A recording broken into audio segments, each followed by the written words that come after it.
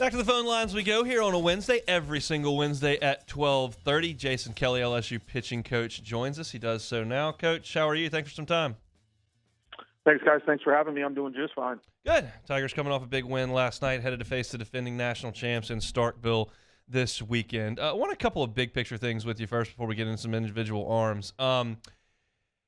There's a new technology that some college teams have been using that the MLB is going to implement in terms of calling pitches with this electronic wristband where other defenders can use it, and the pitcher's got one and the catcher has one, and it's taken essentially the ability to steal signs away from the opponent. It looks to me like you're calling pitches through a walkie-talkie. What are your thoughts on kind of that entire process and where baseball is moving? It's something that's going to happen. I think it's unavoidable.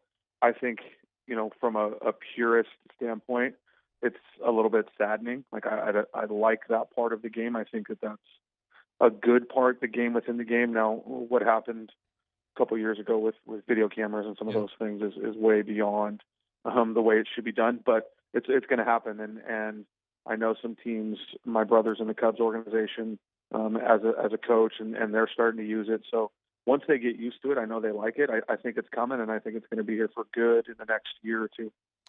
I'm a huge Cubs fan. I love to hear that. I also am a little bit of a purist there, so that's I think cross-ups kind of are the biggest thing here with me, not necessarily stealing signs, and that's kind of part of the game. You can get a free base because the catcher and pitcher aren't on the same page because there's a little bit of pressure on them. But look, they're talking about speeding things up, and they don't want stealing signs. It's just the way things are moving. The other thing I wanted to talk about, why is Eric Raiselman's pre-pitch routine not a balk?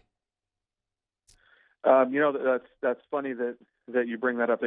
That rule has been manipulated for the last 20 years. I mean, they didn't let you in the windup start with your body kind of quarter turned, and then they did, and then they didn't because it was deceiving the base runner whether you were in the stretch or the windup. So the rule has really changed, and it's kind of open for interpretation. All you have to do now is the umpires have to be able to tell whether or not you're in the stretch or the windup.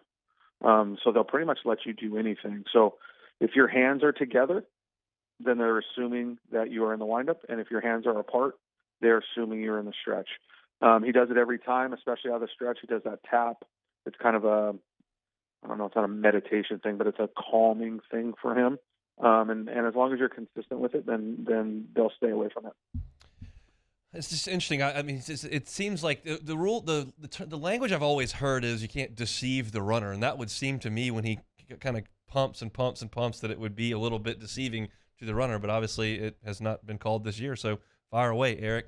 Chatting with Jason Kelly, LSU pitching coach here, as we do every single Wednesday.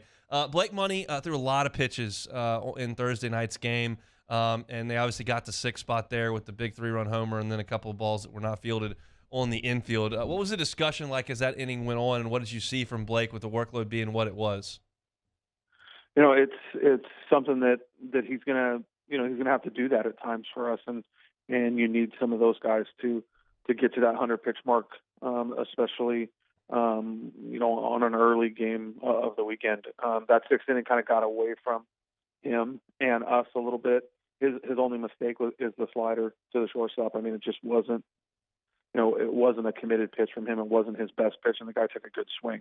The rest of it is a little bit out of his control, and most of the conversation was not letting those things that he can't control affect that pitch that he threw. And we sat and chatted about it post game and again yesterday, and he, it might have. I was a little bit frustrated. I wanted to get in the dugout. I thought I'd done everything in my power to get us in the dugout, and it didn't happen, and it may have affected that pitch. So it's a learning process, man. As you guys know, these kids are young, they're talented, but they really have to learn how to deal with failure, how to kind of pull themselves out of that little bit of a negative spiral. And he's learning, and we're going to make mistakes, and we're going to learn from them, and we'll be better next time and better next time. And eventually, those won't be conversation pieces for us with him. But until then, it's coaching. That's what the fans, you guys, everybody wants us to win, but at the same time, our core values are to teach and to coach, and we have to continue to do that, and we'll get a good product when we do that, and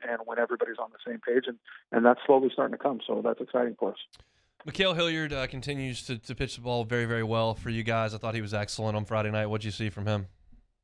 He's great, man. I mean, it's kind of funny with him because you watch him do his things during the week, and you stand in on his bullpens, and you're just never really like, wow, this is impressive.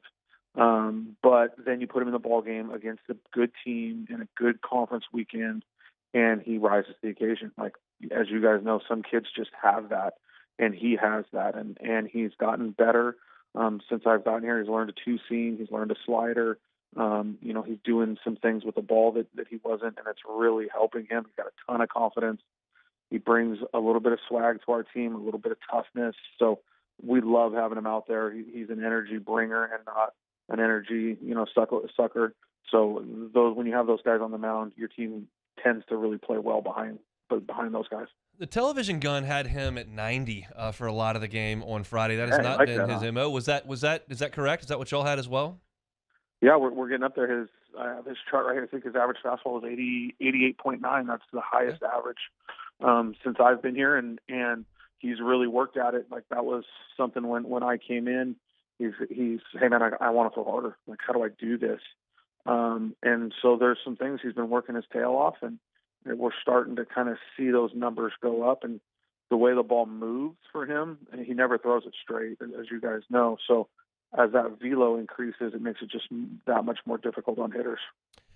This is something that I've been curious about, and I've forgotten to ask you a couple of times. You got Mikhail Hilliard, you were talking about, where nothing straight, looking about 88. Then you got Paul Gervais, who's a 6'11" right-hander who's throwing kind of three quarters. You got Riley Cooper, who's the exact opposite of that. You've got Razelman, who throws 100.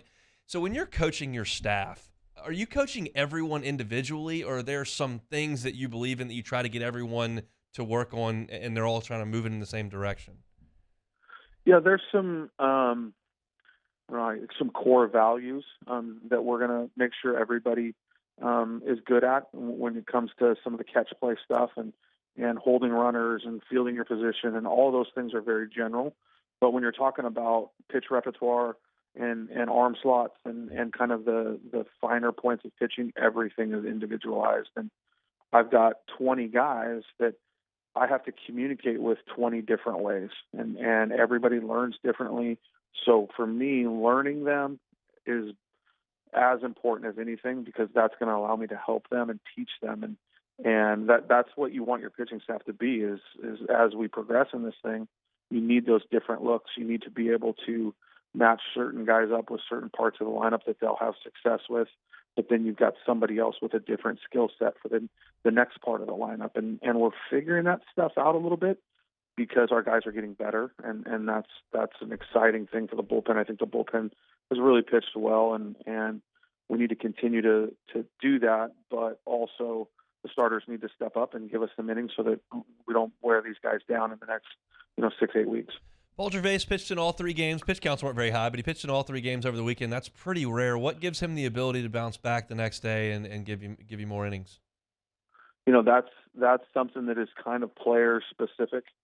Some guys are just incredibly resilient, and they tend to bounce back faster. We throw a lot. I mean, if you ever come to batting practice for us, our guys are on the mound a lot. Everybody's on the mound for 8 to 10 pitches every day. So we're preparing for that type of workload. It's like being a distance runner. You got to run to get comfortable with those numbers. So he's really worked at it, and he's healthy. And I don't know what it is about his arm versus other guys that and like you said, this is our first 3-day week, but last 5 weeks, every day he's like, I'm ready. And you're like, Paul, you're down today. You threw 35 pitches yesterday. You're down. He's like, I'm telling you, I'm fine. You're like, thanks, Paul. I appreciate it, but we got to step in and make sure that we can continue to do this and not blow you out in one weekend. Chatting with LSU pitching coach Jason Kelly. I know as a staff, this is y'all's kind of first run through the Southeastern Conference. You played in a big league stadium a month and a half ago, went to Gainesville and won 2 out of 3. This trip to Starkville will be perhaps the most intimidating environment your guys play in, maybe a trip to Arkansas a little bit later in the year. Do you mentally have to coach your guys to prepare them to go to Duty Noble Field, which is an impressive place? Yeah, we'll talk about it a little bit, but it's the whole conversation and all of our talking points is it's never been about the opponent. it's about the game for us, and that's easier said than done. But I think if you've paid attention to our guys like you have, we have a little different energy on the road, and our guys, I think we like the road. I think, we love our fans and they're supportive, but there's something different about playing in front of other people that are India a little bit, and you've got to really hold your ground and fight back as a unit. And I think that's one thing this team has adopted is that mentality of kind of a brotherhood, and we're going to all do this together, even if there are 12,000 people that hate us. So we'll see this weekend. You never know until it happens, but I think our guys are going to respond really well. You will enjoy the environment this weekend. It is really, really fun. I've spent a couple of baseball weekends up there in Starkville. It is a blast. Y'all travel safe and take care of business. We'll talk to you next week. Awesome, guys. Thanks. I appreciate it. Absolutely. LSU pitching coach Jason Kelly. Thanks so much for watching Hunt and Hill on YouTube. Now do us a favor. Hit the red subscribe button below and throw us a like. We'll see you next time.